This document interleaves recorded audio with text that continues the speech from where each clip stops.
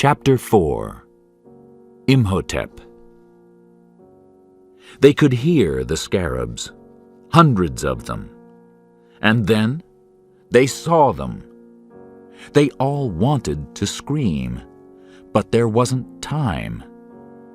Evelyn, Jonathan, and O'Connell ran up some stairs. The scarabs ran past below them.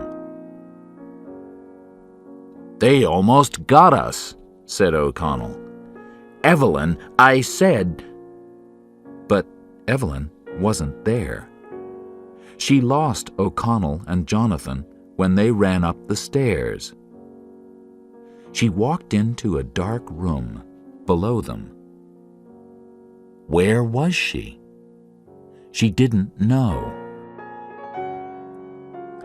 "O'Connell!" Evelyn shouted. "O'Connell!" Then she saw one of the Americans. He had his back to her, but it was Burns. "Oh, hello," said Evelyn. Burns turned around and she screamed.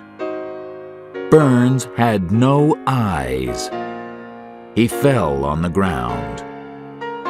Evelyn turned away, but she came face to face with Imhotep. Imhotep with Burns's blue eyes. Imhotep couldn't see very well because Burns had to wear glasses. He looked at Evelyn. "Anck-su-namun," he said. "Help me," Evelyn said to Burns. But Burns couldn't see, and he could do nothing. "Kaddish pharaoh's Anck-su-namun," said Imhotep. Evelyn was very afraid. "I'm going to die," she thought. "Please, somebody help me." Suddenly, O'Connell ran in with a gun in his hand. "Oh, there you are," he said to Evelyn. "Where—" He saw Imhotep. He shot Imhotep and pulled Evelyn to him. Then he took Evelyn's hand in his hand, and they ran. Ardeth Bey and 10 Medjay soldiers stopped them. "I told you before, leave this place or die," said Ardeth Bey. "It's okay," said O'Connell. "I shot the mummy. No problem." "A gun can't kill Imhotep," said Ardeth Bey. He was very angry. "Now get out of here, all of you!" Medjay soldiers found the Americans and Jonathan, and they all went back above ground. Only one person wasn't there. Benny was below the ground. He was with Imhotep. "I can use you," Imhotep told Benny in Egyptian. "And I will give you gold." "Yes," said Benny.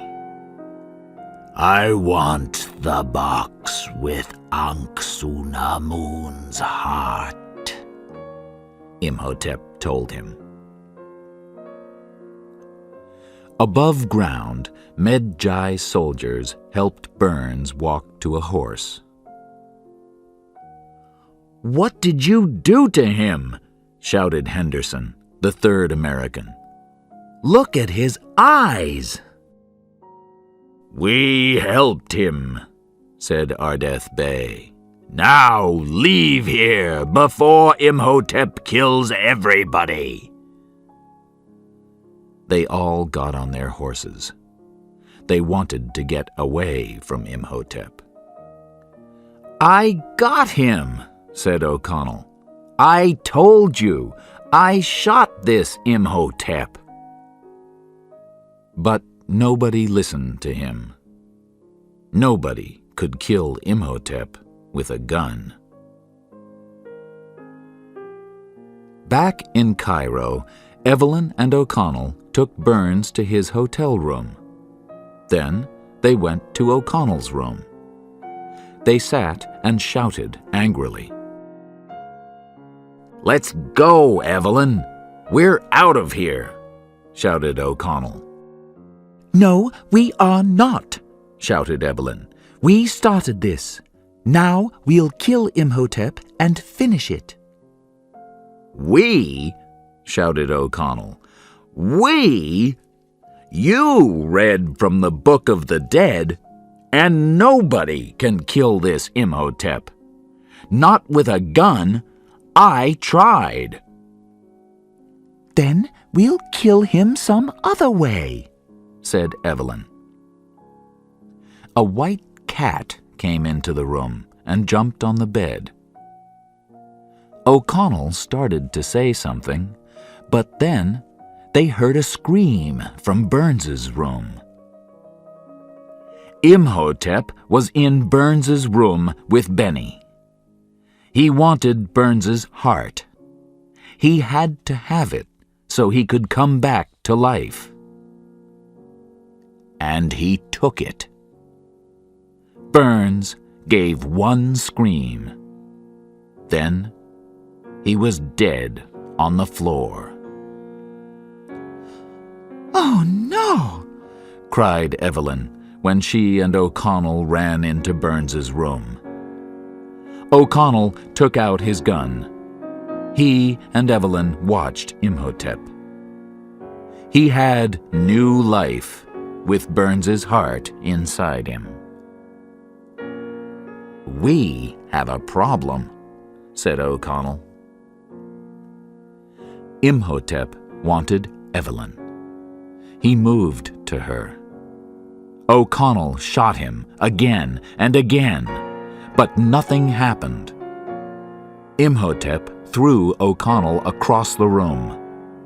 He fell on the floor in front of Jonathan, Henderson, and Daniels when they ran in.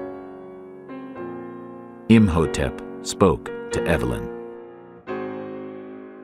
"You gave me my life," he said. "I thank you." He moved his face close to her and almost kissed her. But suddenly, the white cat ran into the room. Imhotep saw it, and he was afraid. He stopped kissing Evelyn and ran out of the room. "What happened?" asked O'Connell. "The priests in Sati's time had white cats," said Evelyn. "The cats sat at the doors of the afterlife." "That's good," said O'Connell. "But we have big problems." Henderson looked at Burns on the floor. "Am I next?" he said. "I was in the room when we found that book." "And me," said Daniels. "I have an idea," said Evelyn. "The Book of the Dead gave Imhotep life. We want him dead. So the other book," said Jonathan. "Yes, the Book of Amun-Ra can send him back to the underworld," said Evelyn. "The Book of Amun-Ra is at Hamunaptra. But where in Hamunaptra?" "The museum. Let's go to the museum. We can find the answer there." "I'll wait here," said Henderson. "Me too," said Daniels. Henderson went back to his hotel room. Daniels went back to his room, too.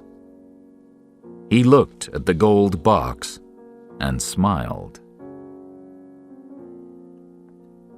Outside, the scarabs were everywhere, and more people came back to half-life. They were mummies, and they followed Imhotep. The streets were full of the undead. They walked slowly, and they repeated Imhotep's name again and again. Jonathan, Evelyn, and O'Connell walked to Jonathan's car and drove slowly to the museum. The undead looked into the car, but Jonathan didn't stop. At the museum, they found the curator. Ardeth Bey was with him. "This is the end of the world," said Ardeth Bey. "We cannot stop the undead, and we cannot stop Imhotep." Evelyn looked at book after book. She read for hours. And then, "This is it. The Book of Amun-Ra is in the statue of the god Horus." "Let's go!" shouted O'Connell. O'Connell, Evelyn, Jonathan, the curator, and Ardeth Bey drove back to the hotel and went to Henderson's room. He was dead. But Daniels was okay, and he ran with them back to the car. He had his gold box with him. Back in the car, Jonathan drove slowly. The undead were everywhere in the streets. There were hundreds of them. They shouted, "Imhotep! Imhotep!" Then they looked into the car and saw the box. Jonathan drove fast, but the undead stopped the car. Daniels shot at them again and again, but more of the undead walked to the car. "Imhotep! Imhotep!" They looked at Daniels with dead eyes. Then they took him out of the car and killed him. It was quiet in the car for a minute. Then the undead came for O'Connell, Jonathan, Evelyn, the curator, and Ardeth Bey. "This is not good," Evelyn thought. Then she saw him. Imhotep. But the new Imhotep was a young man with new life. "He's beautiful," Evelyn said. O'Connell didn't like that. The undead took the gold box and gave it to Imhotep. Benny was with him. Evelyn, O'Connell, and the other men got out of the car. "Wait," said Imhotep to the undead. The undead waited. Imhotep walked to Evelyn. "Do you have any ideas?" Evelyn asked O'Connell. I'm thinking, he said. Imhotep put out his hand to Evelyn. "I am living because of you," he said. "Come with me." "He has Anck-su-namun's heart," said Ardeth Bey. "Now he wants your heart, too, so he can bring her back from the undead." Imhotep's hand closed around Evelyn's. Evelyn turned to O'Connell. "Are give my heart to you," she said. "But please, come for it before he takes it out."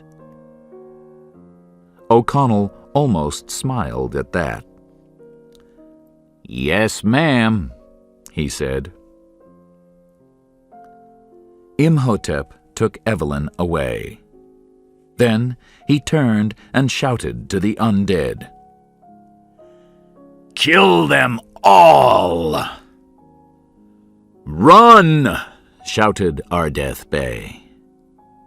The head of the Medjai called for his soldiers. He took his sword and fought with the undead. The curator fought too, but the undead killed him. O'Connell and Jonathan ran. "We can't leave Ardeth Bey," shouted Jonathan. "Yes, we can," said O'Connell. "We're going to Hamunaptra. We're going to find that statue and the book."